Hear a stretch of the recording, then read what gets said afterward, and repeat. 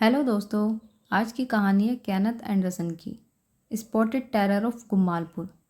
तेंदुआ ट्रॉपिकल जंगलों में लगभग हर जगह पाया जाता है और बाघ के विपरीत यह भारत के जंगलों का मूल निवासी है, क्योंकि यह प्रूव हो चुका है कि बाघ उत्तर भारत के ठंडी क्षेत्रों से तुलनात्मक रूप से हाल ही में साउथ इंडिया के जंगलों में आया है। जबकि रिकॉर्ड्स और अवशेषों से पता चलता है कि तेंदुआ या पैंथर प्राचीनतम काल से इंडियन सबकॉन्टिनेंट में रहता आया है। अपने छोटे आकार और कम शक्ति के कारण, साथ ही मनुष्य से डरने के कारण, पैंथर को अक्सर कुछ तिरस्कार के साथ व्यवहार किया जाता है, कभी कभी वास्तव में आश्चर्यजनक लापरवाही के साथ। इसी कारण बाघ के भी शिकारियों की कभी कभी मौत भी तेंदुए के हाथों हो जाती है। यहाँ तक कि मनुष्य पर हमला करते समय भी तेंदुआ शायद ही कभी मारता है, बल्कि वह ज़्यादातर तेज खरोंचों तक ही सीमित रहता है, अपने छोटे लेकिन तेज पंजों से। वहीं दूसरी ओर बाघ के हमले से कुछ ही व्यक्ति जीवित रहकर बता पाते हैं कि उन पर बाघ ने हमला किया था। इस सामान्य नियम का एक भयानक अपवाद भी है, और वह है जब पैंथर आदमखोर बन जाता है। हालांकि ऐसा तुलनात्मक रूप से दुर्लभ है, लेकिन जब वे आदमखोर बन जाते हैं तो वे अपने चचेरे भाई बाघ के बराबर खूंखार हो जाते हैं। अपने छोटे आकार के कारण वह उन जगहों में खुद को छिपा सकते हैं जहां बाघ के लिए असंभव है। उसे पानी की कम ज़रूरत होती है, और वास्तव में चालाकी और साहस में और खतरे की स्थिति में खुद को बचाने की अनोखी भावना और छुपके से गायब हो जाने में तेंदुए का कोई मुकाबला नहीं है। ऐसा ही एक जानवर था गुम्मालपुर का आदमखोर तेंदुआ। इस तेंदुए ने लगभग 42 मानव हत्याओं का रिकॉर्ड स्थापित किया। एक ऐसी चालाकी के लिए कुख्यात था जो लगभग मानवीय बुद्धि से भी अधिक थी। उसके बारे में कुछ भयानक कहानियां राक्षसी चालाकी की बातें बताई जाती थी, लेकिन निश्चित रूप से तेंदुए को पूरे 250 वर्ग मील के क्षेत्र में भय के साथ देखा जाता था जहां उसका शासन था। सूर्यास्त से पहले इस क्षेत्र के हर गांव की हर झोपड़ी का दरवाजा बंद कर दिया जाता था। कुछ को बक्सों या पलड़े पत्थरों से ढेर से मजबूत किया जाता था, जो इसी उद्देश्य के लिए रखे जाते थे। अगली सुबह अच्छी खासी धूप न हो जाने तक डरे हुए निवासी खुद को बाहर निकालने का साहस नहीं करते थे। यह स्थिति झोपड़ियों की स्वच्छता पर तेजी से असर डाल रही थी, जिनमें से अधिकांश में से किसी तरह की शौचालय सुविधा नहीं थी। आसपास की बंजर भूमि का उपयोग उस उद्देश्य के लिए किया जाता था। लोगों के इतना सतर्क रहने के कारण तेंदुए को शिकार मिलना मुश्किल हो रहा था। इससे तेंदुआ और अधिक दुस्साहसी हो गया था, और दो मामलों में तो वह झोपड़ियों की घास फूस की दीवारों में छेद कर कर अंदर घुस गया और अपने चीखते हुए शिकार को उसी रास्ते से बाहर खींच कर ले गया, जबकि पूरा गांव बंद दरवाजे के पीछे कांपता हुआ लेटा रहता था, पीड़ित की चीखें सुनता हुआ। एक मामले में तो तेंदुआ जब दीवारों में छेद नहीं कर पाया, क्योंकि दीवारों को मोटे तख्तों से बंद कर दिया गया था, तो वह छप्पर की घास फूस वाली छत से घुस गया। लेकिन वह अपने शिकार को वापस उस छत के होल से बाहर ले जाने में असमर्थ रहा, क्योंकि क्रोध के अवशेष में झोपड़ी के सभी 4 निवासियों, एक आदमी, उसकी पत्नी और 2 बच्चों को मार डाला। लेकिन दिन में ही गांव वालों को कुछ राहत मिलती थी, तब भी वे बड़े समूह में ही कहीं निकलते थे। अब तक तेंदुए के दिन के उजाले में हमला करने का कोई मामला नहीं था, हालांकि उसे दिन में गांव की सीमा के अंदर बहुत बार देखा गया था। ऐसी स्थिति में जब मैं गुम्माल पर पहुंचा, जैप्सन जिला मजिस्ट्रेट के निमंत्रण पर, उनके क्षेत्र से इस आतंक को दूर करने के लिए, निवासियों में से कुछ से बात करने से पता चला कि वे आशा से ज़्यादा निराश लग रहे थे, मानो जैसे अपनी नियति के साथ फैसला कर चुके हो कि इस शैतान से मुक्ति असंभव है। वे मानते थे कि जब तक ये सभी को खा नहीं जाएगा, यहाँ से नहीं जाएगा। उनके पास जिले से भागने के अलावा कोई विकल्प नहीं था। यह जल्दी स्पष्ट हो गया कि मुझे गांव वालों से कोई सहयोग नहीं मिलेगा, जिनमें से कई ने खुलकर कहा कि अगर वे मेरी मदद करने का साहस करेंगे तो शैतान को पता चल जाएगा और वे उनके परिवार सहित खा जाएंगे। वे इतने डरे हुए थे कि फुसफुसाकर बात करते थे, कहीं जोर से बोलने से तेंदुए को सुनाई ना दे जाए, जो बदला लेने के लिए उन्हें ही ना चुन ले। उस रात मैं गांव के बीच में एक कुर्सी पर बैठा, अपनी पीठ उस घर से सटाकर, जो 12 फुट की दीवार वाला था। सावधानी बरतते हुए छत पर कांटे और झाड़ियों की गहरी परत बिछाई थी। अगर तेंदुआ पीछे की छत से कूदकर मुझ पर हमला करे, या अंधेरी रात थी, लेकिन आकाश में अपने असख्त तारों में पर्याप्त रोशनी दे रही थी ताकि मैं तेंदुए को देख सकूं। शाम 6 बजे तक गांववासी दरवाजे के पीछे थे, जबकि मैं अकेला अपनी कुर्सी पर बैठा था, अपनी राइफल गोद में रखे, लोड और कॉर्क की हुई। गर्म चाय की फ्लास्क पास में, एक कंबल, पानी की बोतल, कुछ बिस्किट, टॉर्च हाथ में और निश्चित रूप से मेरी पाइप, तम्बाकू और माचिस। सूर्य अस्त हुआ, लेकिन तारे अभी इतने चमकीले नहीं थे कि रोशनी भी दे। मैंने अपनी राइफल कसकर पकड़ी और चारों ओर घूरा। मैंने आंखें सभी दिशाओं में और खाली गांव की सड़कों के एक कोने से दूसरे कोने तक दौड़ाई। मैं जानवरों और पक्षी पर ही भरोसा कर सकता था कि वे मुझे तेंदुए की चेतावनी दे। एकदम मौत जैसी शांति थी और पूरे गांव पूरी तरह खाली लग रहा था, क्योंकि बंद दरवाजों के पीछे लेटे गए निवासियों से कोई आवाज़ नहीं निकल रही थी और वे मेरी मौत की चीख और तेंदुए के लिए एक और शिकार का इंतजार कर रहे थे। समय बीता और एक एक करके तारे दिखाई देने लगे। शाम 7:15 तक वे पर्याप्त चांदनी देने लगे, जिससे मैं पूरे गांव की सड़क देख सकता था। इससे मेरा आत्मविश्वास लौटा और मैं सोचने लगा कि तेंदुए को अपनी ओर कैसे खींचा जाए, अगर वह आसपास ही हो तो। मैंने खुद को जोर से खांसने के लिए मजबूर किया और फिर खुद से बात करने लगा, उम्मीद करता हुआ कि मेरी आवाज़ तेंदुए तक पहुंचेगी और उसे जल्दी मेरे पास लाएगी। मैं नहीं जानता था कि आपने कभी किसी कारण से खुद से जोर से बात करने की कोशिश की होगी, चाहे आदमखोर तेंदुए को आकर्षित करने के लिए या किसी और काम के लिए, क्योंकि मुझे पता है कि जो व्यक्ति खुद से बात करता है उसे लोग कैसे देखते हैं। मुझे यकीन है कि उस रात गांव वालों ने मुझे भी कुछ ऐसे ही समझा होगा, जो बंद दरवाजों के पीछे से मुझे सुन रहे थे जब मैं खुद से बात कर रहा था। लेकिन विश्वास करें, यह आसान नहीं था, खुद से घंटों जोर से बात करना और साथ में मैन हीटर पर भी चुपके से नज़र रखना। 9 बज चुके थे। मैं थक गया और गांव की गलियों में घूमने का विचार किया। कुछ विचार विमर्श के बाद मैंने ऐसा किया। अभी भी खुद से बात करते हुए मैं सावधानी से एक एक गली में जा रहा था, बार बार कंधे से पीछे देखते हुए। मुझे जल्दी पता चल गया कि मैं खुद को अत्यधिक खतरे में डाल रहा था, क्योंकि तेंदुआ किसी कोने से, कचरे के किसी ढेर के पास से या किसी झोपड़ी की छत से मुझ पर झपट सकता था। अचानक बात करते बंद करने के बाद मैं अपनी कुर्सी पर लौटा, जीवित वापस आने के लिए धन्यवाद देते हुए। समय बहुत धीरे धीरे बीतता गया। आधी रात आई और मुझे ठंड लगने लगी। जंगल की दिशा से तेज हवा चल रही थी।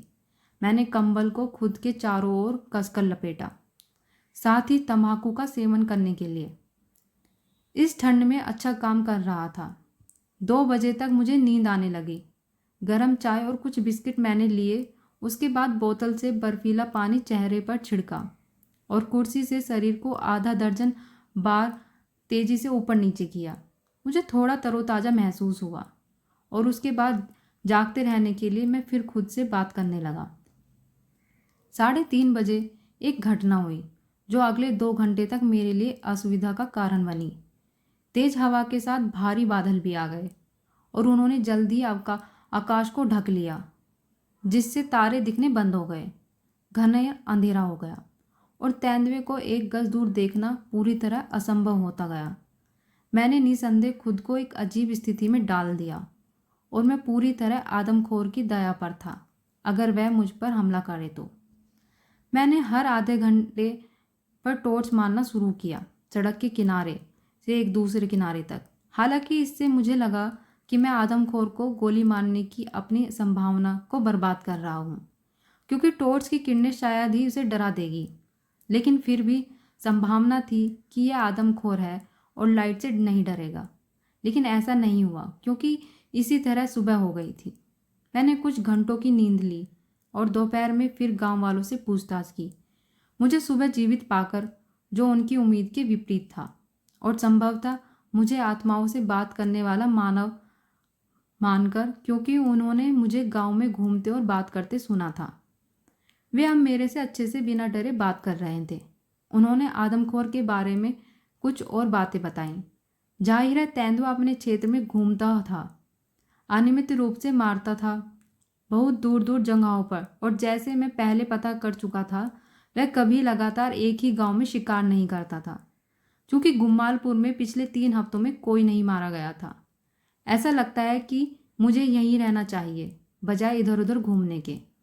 घूमने के खिलाफ एक और कारण भी था, क्योंकि आदमखोर दिन में शायद ही कभी घूमता दिखाई देता हो, और इसलिए उसके दिन में मिलने की कोई असंभावना नहीं है, जैसे कि आदमखोर बाघ के मामले में हो सकता था। मुझे यह बताया गया था कि आदमखोर के दाहिने आगे के पैर में चोट थी, क्योंकि उसकी आदत थी पैर को तिरछे रखने की, और बाद में यह सही पाया गया जब मैंने वास्तव में इस तेंदुए के पैर के निशान को देखा।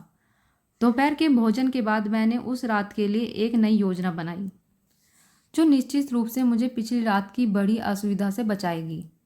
मैंने एक झोपड़ी का दरवाज़ा खुला छोड़ने का फैसला किया और उसके अंदर एक आदमी की डमी रखने को सोचा। इस बीच मैं उसी झोपड़ी के एक कोने में बक्से के ढेर के पीछे रहता। यह आदमखोर को अच्छा मौका होता। जैसे ही वह थोड़ी खुले दरवाजे में अंदर आएगा, यहाँ जैसे ही डमी पर हमला करेगा, जबकि मैं खुद बक्से के पीछे तुलनात्मक रूप से सुरक्षित रहता। मैंने योजना गांव वालों को समझाई, जो आश्चर्यजनक रूप से इसमें शामिल हो गए। एक झोपड़ी तुरंत इस काम के लिए दे दी गई, ठीक उस झोपड़ी के बगल में जिसकी छत में तेंदुआ एक बार घुसा था और 4 निवासियों को मार डाला था। एक बहुत जीवित डमी तैयार की गई, भूसे, एक पुरानी तकिए और एक जैकेट और साड़ी से।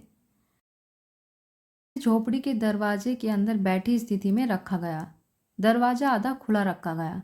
मैं खुद बक्सों के निचली दीवार के पीछे बैठा था, छोटी झोपड़ी के विपरीत सिरे पर, जिसका फर्श लगभग 12 गुना 10 फुट था।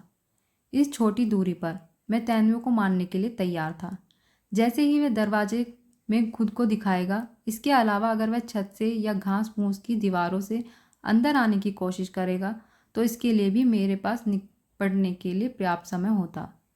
चीज़ों को और अधिक अच्छा बनाने के लिए मैंने दोनों पड़ोसी झोपड़ियों के निवासियों को, विशेष रूप से महिलाओं को, रात में जितना संभव हो सके कम आवाज़ में बात करने का निर्देश दिया, ताकि हत्यारे को मेरी झोपड़ी की ओर आकर्षित किया जा सके।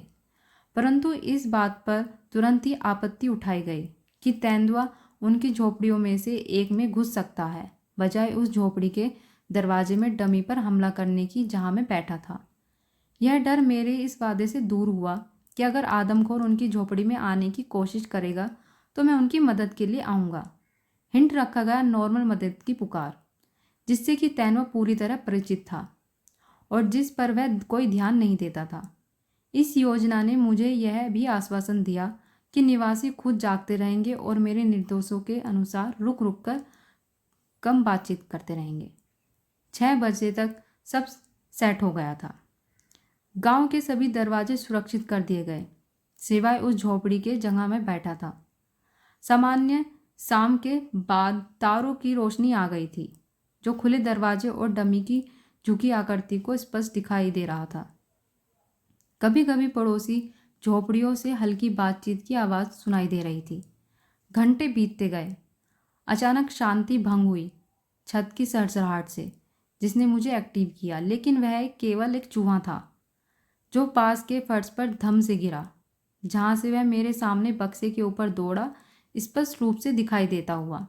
जैसे सुबह के शुरुआती घंटे शुरू हुए, मैंने नोटिस किया कि पड़ोसियों की बातचीत कम हो गई और अंत में बंद हो गई।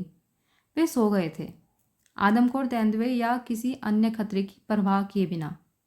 मैं जागता रहा, कभी कभी पाइप पीता या फ्लास्क से गर्म चाय, लेकिन कुछ नहीं हुआ सिवाय चूहों की आवाज़ों के, जो कमरे में और चारों ओर एक दूसरे का पीछा करते हुए घूम रहे थे। और यहाँ तक कि मेरे ऊपर भी दिन की रोशनी आई और मैं पीछे लेटकर सो गया, दूसरी थकाऊ रात के बाद। अगली रात और कोई बेहतर योजना न होने पर और मायूस करते हुए कि देर सबेर आदमखोर दिखेगा ही, मैंने डमी वाली योजना को एक ही दोहराने का फैसला किया। मैं फिर 6 बजे तक अपनी पोजीशन में था। आज भी रात का पहला भाग पिछली रात के जैसे था। चूहों की सामान्य दौड़ने की आवाज़, कभी कभी पड़ोसी झोपड़ियों से हल्की बात करने की आवाज़ रात की शांति को भंग कर रही थी। 1 बजे के बाद तेज हवा चली और मैं हवा को छत में सरसराते हुए सुन पा रहा था। हवा और बढ़ रही थी जब तक कि तूफान नहीं बन गई। हल्के खुले दरवाजे से जो रोशनी आ रही थी वो गायब हो गई और आकाश तूफानी बादलों से ढक गया। जल्द ही बारिश की बूंदें की टप टप शुरू होने लगी। मुझे पता था कि तेंदुआ, जो पानी से अधिक प्यार नहीं करता, इस तूफानी रात में बाहर निकलने का साहस नहीं करेगा और मैं फिर खाली हाथ रहूँगा। हालांकि मैंने उस रात गुमालपुर की सभी सड़कों में उसकी खोज की, लेकिन वह उतनी ही रहस्यमय तरीके से गायब हो गया जितनी रहस्यमय तरीके से वह आया था। मैं अपनी नींद आ जाने की वजह से निराश था, लेकिन इस आदमखोर से किसी भी कीमत पर बदला लेने की दृढ़ इच्छा से मेरी निराशा कुछ कम हुई। अगली सुबह तेंदुए के निशान साफ दिखाई दे रहे थे जहाँ से वह गांव में घुसा था और कीचड़ वाली नाली पार की थी। यह पहली बार मैंने हत्यारे के पगमार्क देखे और उसके दाहिने आगे के पैर को विशेष तौर पर देखा, जिसका पंजा पगमार्क के रूप में नहीं दिखता था बल्कि धुंधला रहता था। इस प्रकार मेरे लिए साफ था कि तेंदुए के पैर में चोट लगी थी जिसने इसे आदमखोर बना दिया था। बाद में मैं खुद घायल पैर देखा, लेकिन मैं अपने अनुमान में शायद गलत था। उसके आदमखोर बनने का कारण उसका घायल पैर नहीं था, बल्कि मुझे पता चला कि उस क्षेत्र के लोगों द्वारा हैजा महामारी के बाद शवों को जंगल में ले जाकर गिद्धों के लिए छोड़ देने का रिवाज से इस तेंदुए ने इंसानी मांस को खाने की आदत डाल ली थी। इस आसानी से प्राप्त भोजन ने तेंदुए को इंसानी मांस का स्वाद का आदी बना दिया था। उसके पैर की चोट, जिससे वह नॉर्मल जानवरों के शिकार को मुश्किल से कर पाता था, उसे उस गांव के लिए सबसे खतरा में बदलने का अंतिम कारक था एक आदमखोर पैंतर। मैंने यह भी महसूस किया कि तेंदुआ लगभग इंसानों जैसी चालाकियों से तैयार है। इसीलिए पिछली रात टॉर्च की रोशनी से पैदा हुए डर के कारण अब वह लंबे समय तक गुमालपुर में नहीं दिखेगा। इसीलिए साफ था कि मुझे अपने ऑपरेशन की जगह बदलनी होगी और इसीलिए काफ़ी विचार के बाद मैंने देवरबट्टा गांव में जाने का फैसला किया। जंगल की पहाड़ियों के पार तिरछे और कुछ 18 मील दूर, जहां तेंदुए ने पहले ही 5 शिकार हासिल कर लिए थे। हालांकि वह 1 महीने से वहां नहीं आया था, इसलिए मैं उस दिन 10 बजे से पहले निकल पड़ा। जल्दी दोपहर का भोजन करने के बाद रास्ता कठिन था, क्योंकि पगडंडी 2 पहाड़ियों को पार करके की जाती थी। उनके बीच की घाटी में एक छोटी नदी बहती थी और उनके किनारे मैंने एक बड़े मेल टाइगर के ताज़ा पगमार्क्स देखे, जो जलमार्ग के साथ कुछ 200 गज चला था। जैसे कि नदी की रेत में पगमार्क्स में नमी की छोटी बूंदे से पता चलता था। हालांकि अपने टास्क पर रहते हुए मैंने बाघ का पीछा नहीं किया और शाम 5 बजे के ठीक बाद देवरबट्टा पहुंचा। गांव वाले अपनी झोपड़ियों में बंद होने की तैयारी कर रहे थे जब मैं देखा, और उनके पास मेरे साथ बात करने का समय शायद ही था। हालांकि मुझे पता था कि वे भी ये मान रहे थे कि आदमखोर का दौरा यहाँ किसी भी दिन हो सकता है, क्योंकि उसके अंतिम शिकार से पूरा 1 महीना बीत चुका था और वह कभी इतने लंबे समय तक इस गांव से दूर नहीं रहता था। समय कम होने के कारण मैंने जल्दी सबसे ऊंची दीवार वाली झोपड़ी की तलाश की, जिसके सामने मैं बैठ गया। जैसे गुमालपुर में अपनी पहली रात को जल्दी सूखे कट्टेदार झाड़ियों उसकी छत पर बिछाकर अपनी पीठ और ऊपर से हमले से सुरक्षा के लिए ये कांटे गांव की सीमा पर एक खेत की बाड़ से लाए गए थे और मुझे उन आदमियों को राइफल लेके एस्कॉर्ट करना पड़ा जो उन्हें ले जा रहे थे। देवरबट्टा गुमालपुर से बहुत छोटा गांव था और जंगल के बहुत करीब था, जिसका मैं स्वागत करता हूँ, क्योंकि मैं मांसाहारी जानवरों की गतिविधियों की जानकारी प्राप्त कर सकता था। जंगल के जानवरों और पक्षियों की चेतावनी भी अच्छे से सुन सकता था। रात तेजी से हुई। हालांकि इस बार आकाश में नए चांद की चांदनी नहीं थी। जंगल से कभी कभी जंगली मुर्गों की कॉल और मोर की कॉल मुझे बता रही थी कि सब ठीक है और फिर रात हो गई, धीमी तारों की रोशनी से मुश्किल से दिखाई देती हुई। शाम 8:30 बजे जंगल से एक सांबर हिरनी ने कॉल किया। अपनी तेज कॉल के बाद लगातार चेतावनी की कॉल्स, निसंदेह कोई शिकारी जानवर चल रहा था और सतर्क हिरनी द्वारा देख लिया गया था, जो जंगल के अन्य लोगों को अपनी जान बचाने के लिए बता रही थी। क्या यह तेंदुआ था या कोई बड़ा मांसाहारी? समय ही बताएगा, लेकिन कम से कम मुझे चेतावनी मिल गई थी। हिरनी ने कॉल करना बंद किया और कुछ 15 मिनट बाद जिस दिशा से उसने पहली बार अपनी अलार्म कॉल दी थी, मैंने बाघ की कॉल सुनी, जो लगातार 2 बार दोहराई गई। यह मैटिंग कॉल नहीं थी जो मैंने सुनी थी, बल्कि जंगल के राजा की कॉल थी, अपने भोजन की खोज में। जंगल के निवासियों को याद दिलाती हुई कि उनका स्वामी भोजन की खोज में घूम रहा है और उनमें से एक को उस रात उसकी भूख मिटाने के लिए मरना होगा। समय बीता और फिर गली में मुझे हलचल दिखी। अपनी कोक की हुई राइफल उठाकर मैंने उस वस्तु का निशाना बनाया जो धीरे धीरे मेरे पास आ रही थी, सड़क के बीच में से चलती हुई। क्या यह तेंदुआ था? लेकिन क्या वह इस तरह खुले में चलेगा, और वह भी गली के बीच में, छिपने की कोशिश किए बिना? अब यह लगभग 30 गज दूर था और अभी भी साहसी रूप से आगे बढ़ रहा था, बिना किसी कवर लेने या छिपने की कोशिश किए। इसके अलावा यह एक कमज़ोर और पतला जानवर लग रहा था, जैसा मैं अब इसे काफ़ी स्पष्ट देख सकता था, 20 गज दूर से। मैंने अपनी टॉर्च का बटन दबाया, जो इस रात मैंने अपनी राइफल पर जोड़ रखी थी। जैसे ही एक चांदनी की किरण चमकी, उसने भारत में पाए जाने वाले एक कुत्ते, आमतौर पर जिसे परिया डॉग कहा जाता है, रोशन किया। भूखा और अकेला वह इंसानों की कंपनी की तलाश में था। वह चमकीली रोशनी में खाली दिखता रहा। वह अपनी पतली पूंछ दोस्ताना संकेतों में हिला रहा था। इस साथी का स्वागत करते हुए मैंने टॉर्च बंद की और उंगली के इशारे से उसे अपनी ओर बुलाया। वह डरते हुए आया, अपनी पूंछ हिलाते हुए। मैंने उसे कुछ बिस्किट और एक सैंडविच खिलाया और तारों वाली रात की धीमी रोशनी में उसकी आंखें मुझे शुक्रिया कर रही थी उस थोड़े भोजन के लिए जो मैंने उसे दिया था। फिर वह मेरे पैरों में बैठ गया और सो गया। समय बीता और आधी रात आई। जंगल के किनारे एक उल्लू हूट किया। उसकी लंबी रहस्यमय पुकार, हु हु, मौत की घंटी या उस रात के भाग्य की पूर्व सूचना लगती थी। 1 बजे, 2 और फिर 3 बजे। मैं अपनी थकी आंखों और कोने से किसी हलचल को सुनने की कोशिश करता रहा। सौभाग्य से ये बिना बादलों की रात रही और तारों की चमक से देखना तुलनात्मक रूप से आसान था। और फिर अचानक पास के कीचड़ वाले तालाब से एक प्लोवर की या डिड यू डू इट पक्षी की चेतावनी वाली कॉल सुनाई दी। गांव के बाहरी सीमा पर, did you do it, did you do it, did you do it. वह तेज और लगातार कॉल कर रहा था। निसंदेह पक्षी उत्तेजित था और परेशान था, या उसने कुछ देखा था।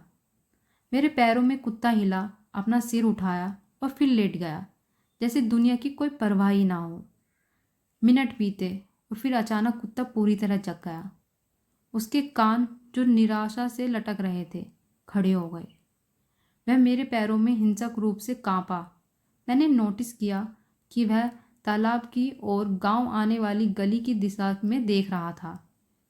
मैंने उस दिशा में ध्यान से घूरा। मुझे कुछ नहीं दिखा और फिर ऐसा लगा कि एक कोने पर दूसरे एक साया हिला, उसी गली के किनारे पर। मैंने अपनी आंखें उस जगह पर केंद्रित की और कुछ सेकंड बाद फिर एक गुप्त हलचल नोटिस की, लेकिन इस बार थोड़ी निकट। अपना बायां अंगूठा टॉर्च के स्विच पर रखकर मैंने सांस रोकी और शांति से प्रतीक्षा की। कुछ मिनट बीते, 5 या 10 मिनट, और फिर मैंने एक बड़ी साय को तेज और बिना आवाज़ की एक झोपड़ी की छत पर छलांग लगाते देखा, कुछ 20 गज दूर।